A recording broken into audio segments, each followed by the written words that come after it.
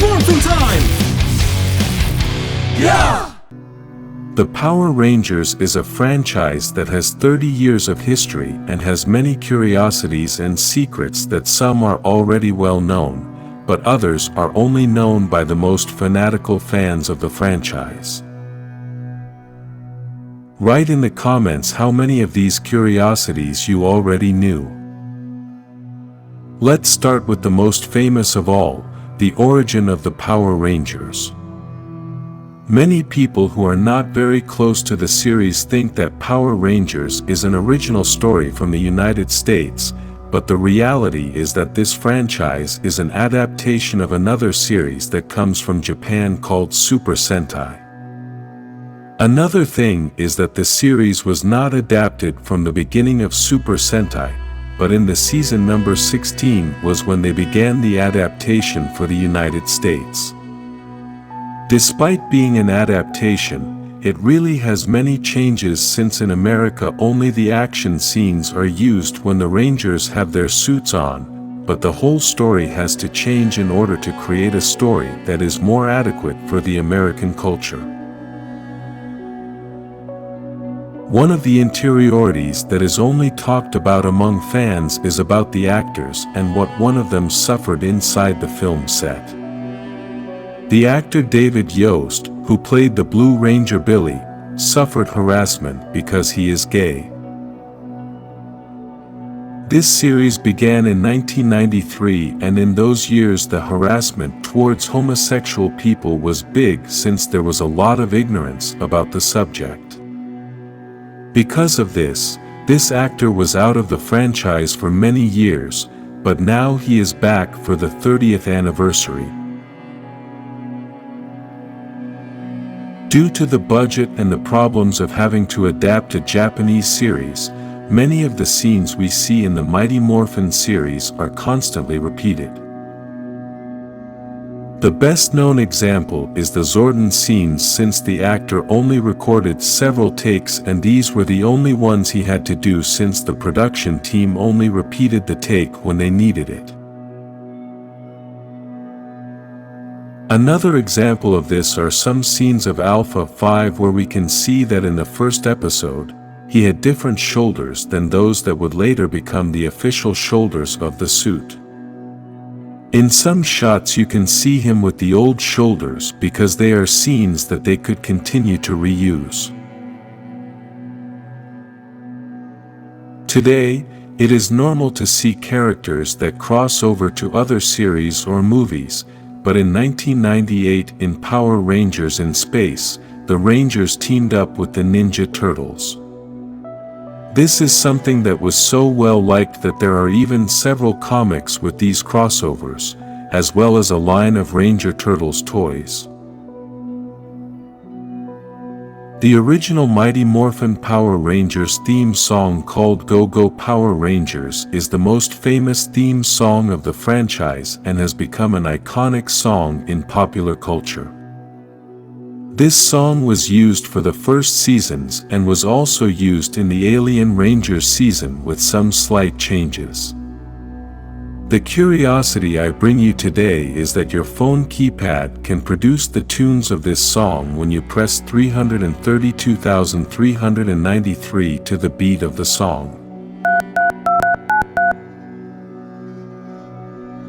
Much of the first seasons were filmed in New Zealand, and the curious thing about this is that the series was banned in this country.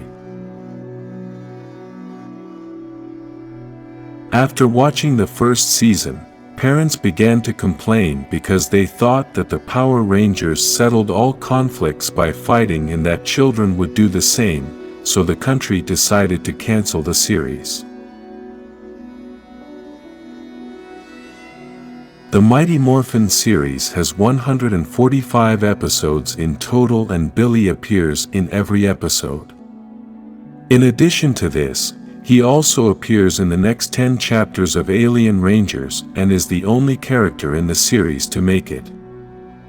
Many say that Alpha also appears in all the chapters, but it is not so, since he does not appear in Chapter 5 of the first season. However, We have to give him an honorable mention since he appears in all the chapters from Mighty Morphin to Zeo, except in that chapter, number 5.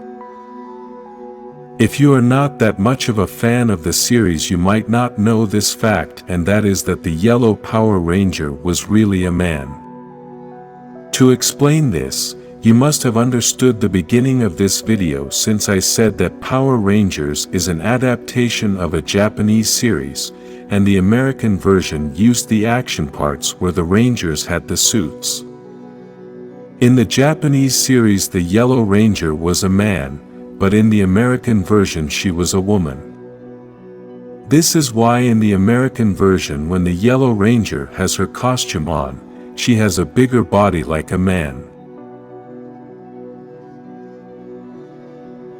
We all know that Megazords are the combination of several Zords to form a giant warrior Zord, and normally only 5 or 6 Zords are used to form this Megazord.